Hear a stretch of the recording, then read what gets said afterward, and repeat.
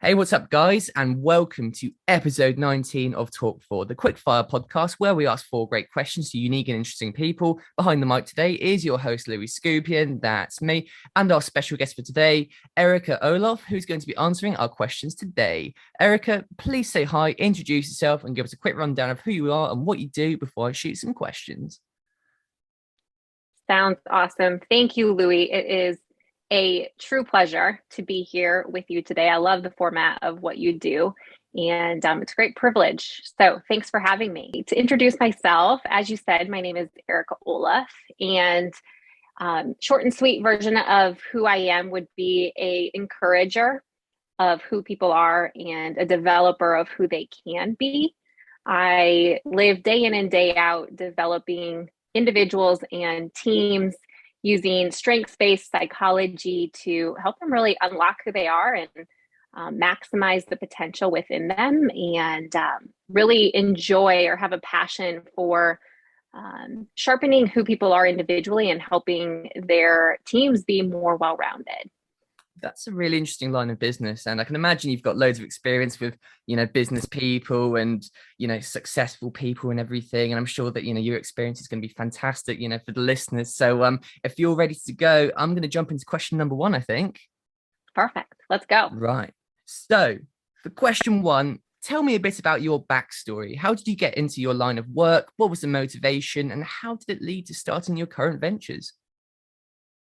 Yeah, such a great question, and fun to reflect on for me. I would say, first and foremost, I think it's really important to understand that where I am today is a direct reflection of, for one, overcoming pain and adversity, and using that pain and adversity to lead me down a path where there was a intentional alignment of no's and yeses. So what I mean by that is in high school, I experienced adversity in sports with a sports injury. And I had to really sharpen and refine my attitude in that season of life. And thankfully, it positioned me in a line of study in college that teed me up to really where I am today, or aligning me to get where I am today. And that would be because I pursued a degree in athletic training. I decided not to do that full time, but then transitioned into the medical device industry and learned so much as a sales representative in that industry. And first and foremost, I learned that sales is so much more about building relationships with people, understanding what people need, what motivates them, how to relate to people, than it is about the product you're selling, right? Than it is about the features and benefits, or more importantly, all of the features and benefits. And of course, that's really founded on building strong trust. And we all do that differently, but it has to be authentically.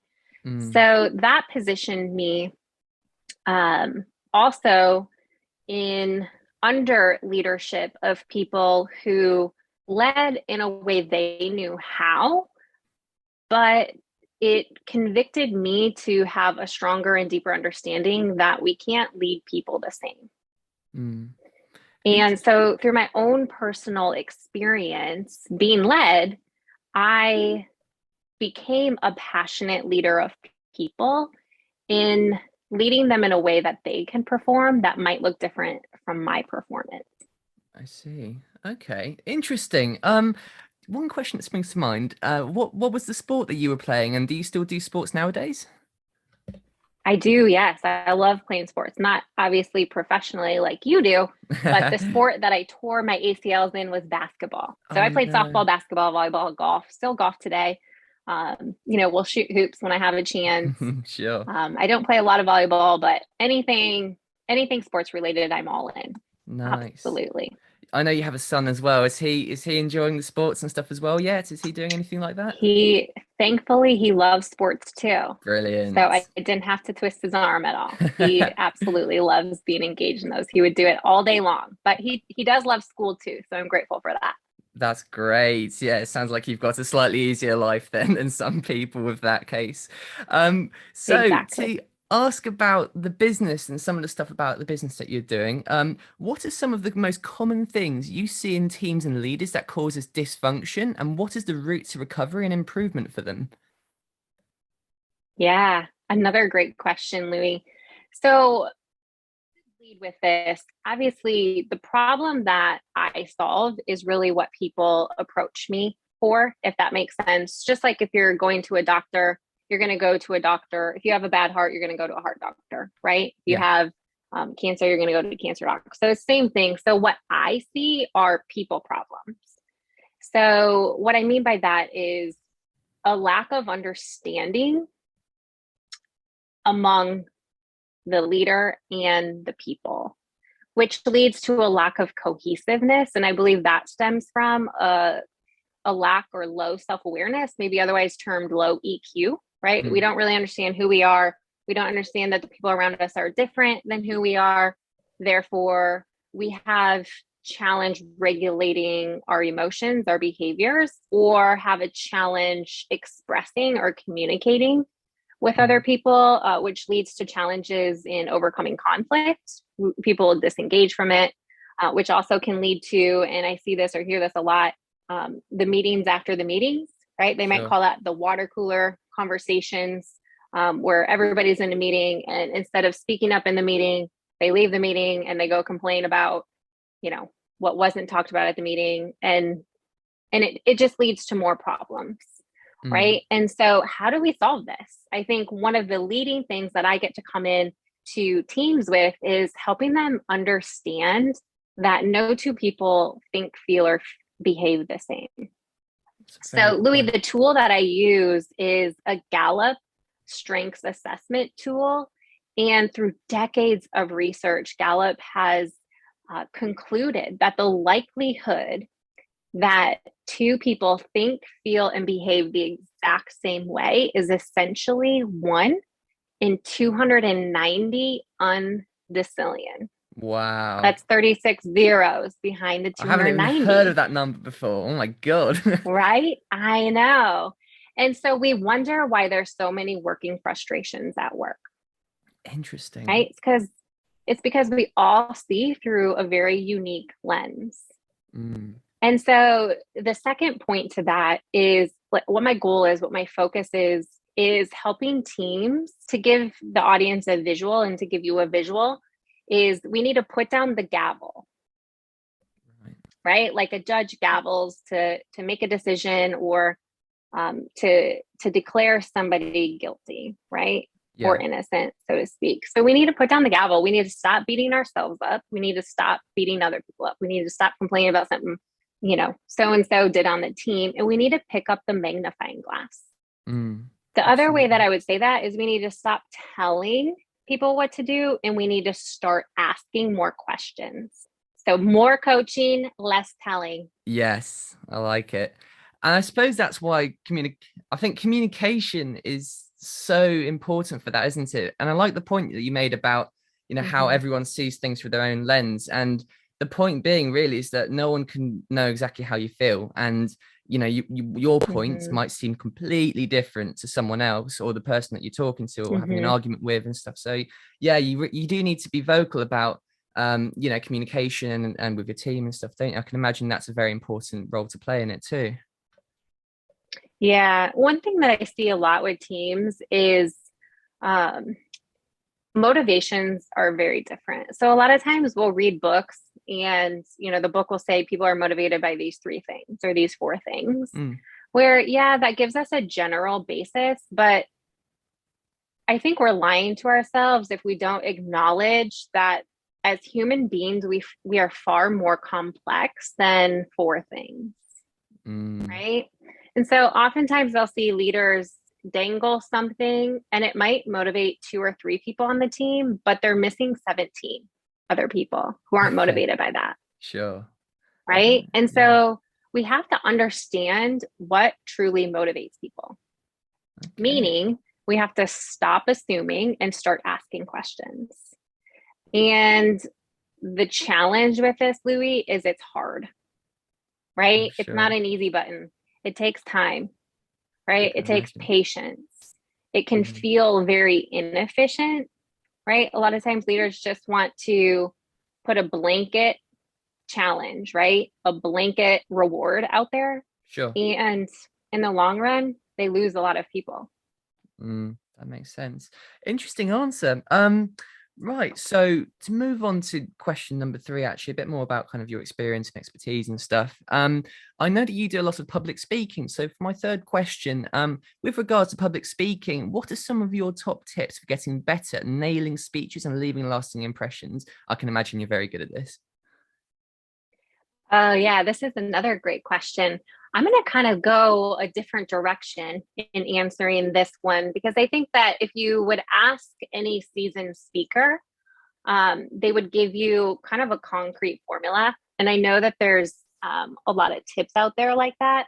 I'm going to share a few tips that have helped me that might help other people, especially maybe people who are entering the public speaking space or still mastering the craft of it. Perfect. One of the first things uh, that I suggest or recommend to people who are kind of newly entering that space is you have 7 seconds to grab the attention of the audience. So you need to own your opening, like own it. Be very confident in how you're starting.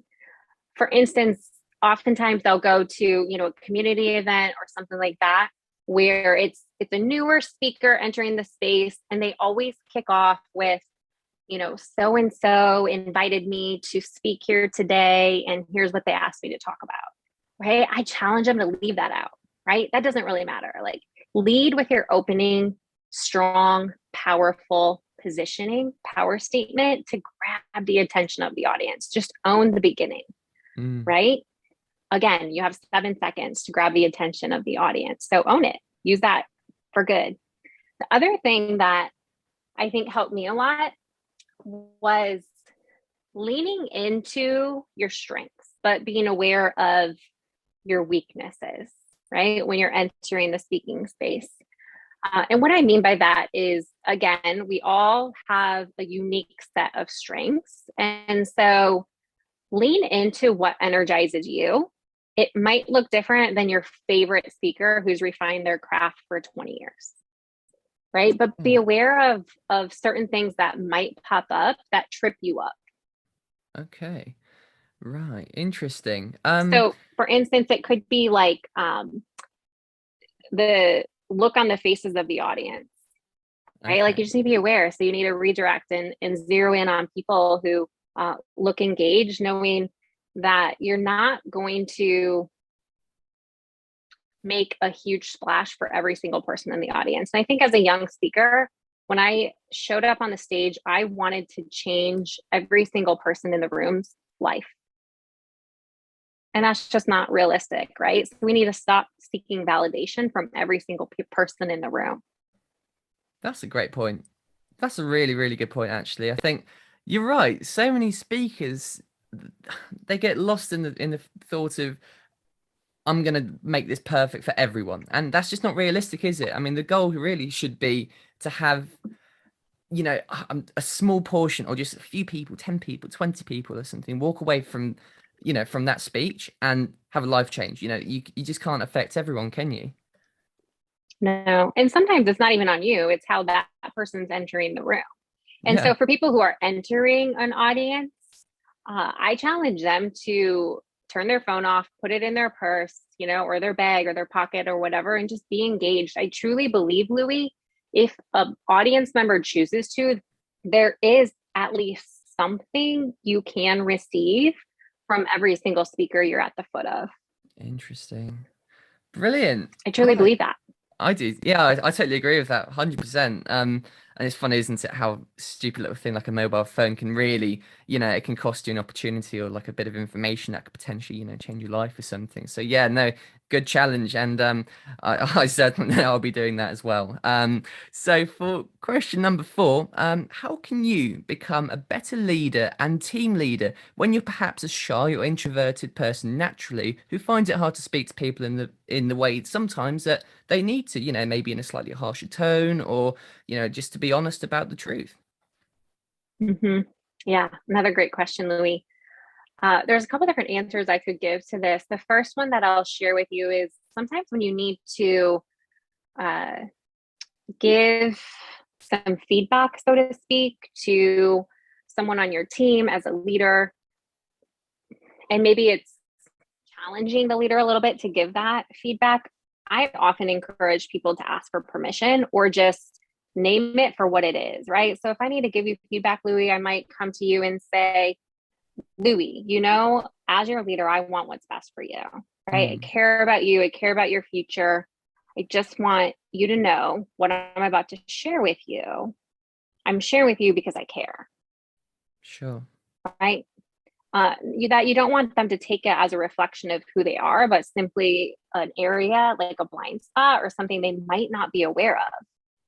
And if Mm, you want to say, like, if you saw this in me, I would hope you would be able to share the same, right? So sometimes we need to ask for permission or just um, call it for what it is before you get into it so that they're primed and prepped for it.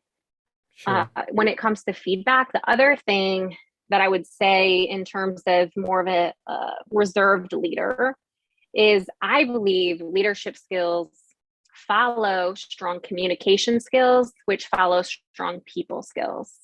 So oftentimes I think becoming a great leader starts with developing strong people skills. So we need to study that, right? Which Definitely. leads to building strong communication skills, which then leads to being a strong leader, right? Because you have influence then.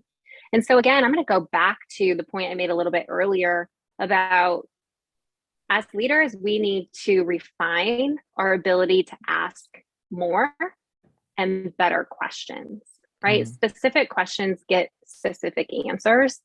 I see a lot of leaders, and I was this leader early on too, in my leadership career, who um, felt like I had to give the answer, right? Like I wasn't yeah, a great leader unless I could give them exactly the answer that they just asked. I see. Where Interesting.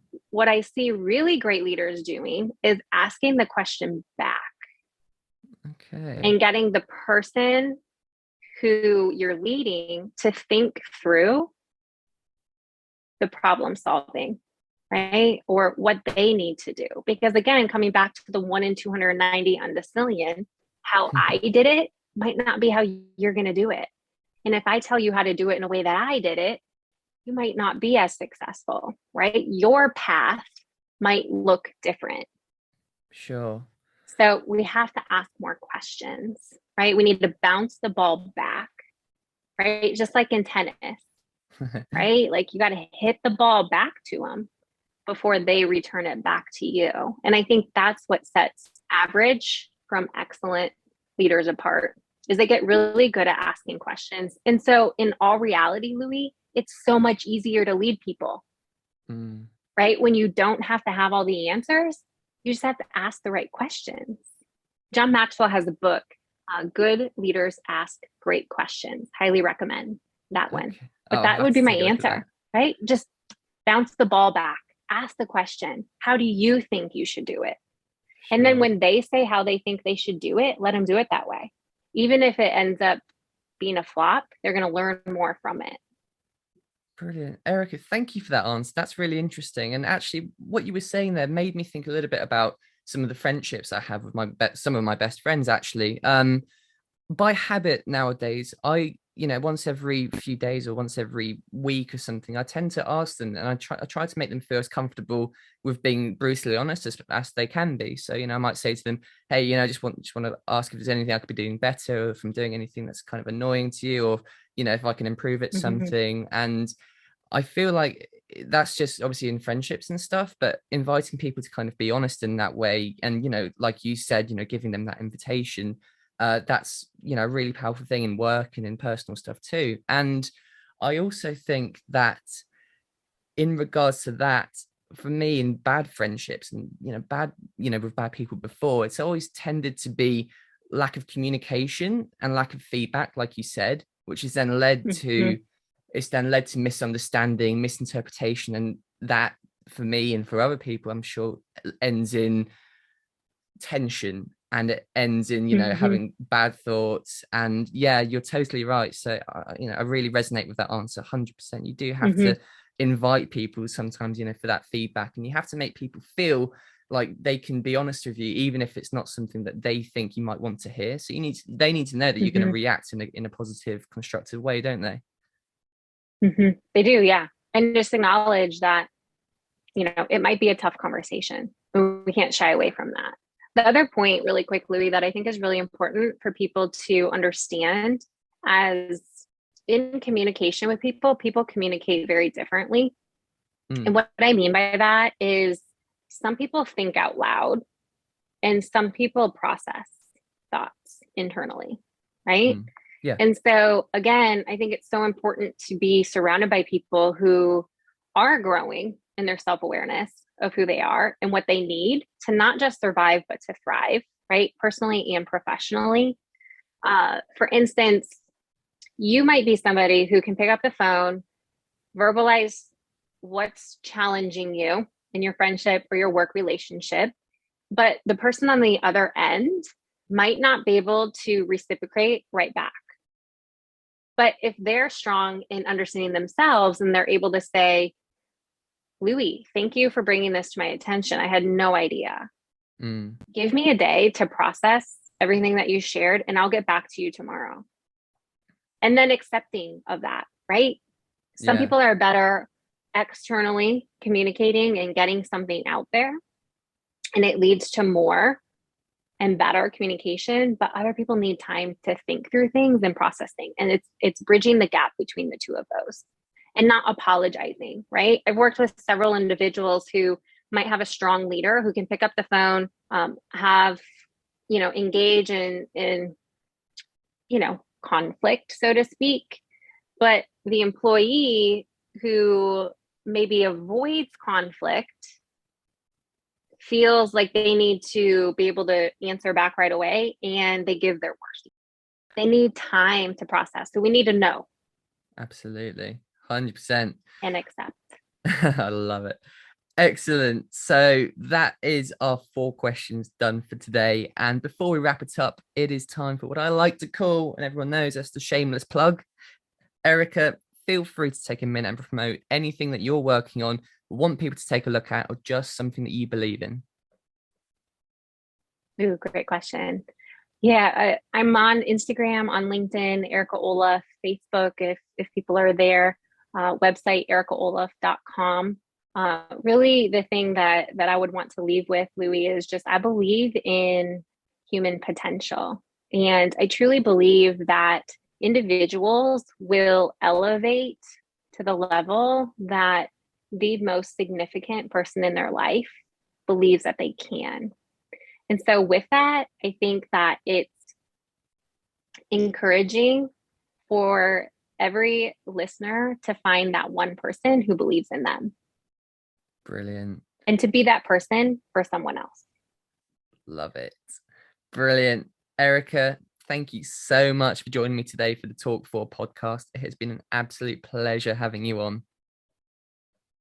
Hey, thanks for having me, Louis. I appreciate it. It's been fun. No problem at all. Thank you guys for listening. This has been episode 19. And if you'd like to listen to our past episodes, go and have a look at our channel. And if you'd like to listen in for our future ones, please make sure to hit that subscribe button, leave a like, comment, leave some thoughts, and enjoy the other episodes and what's to come. Thank you guys for listening again. Signing off for now. Okay.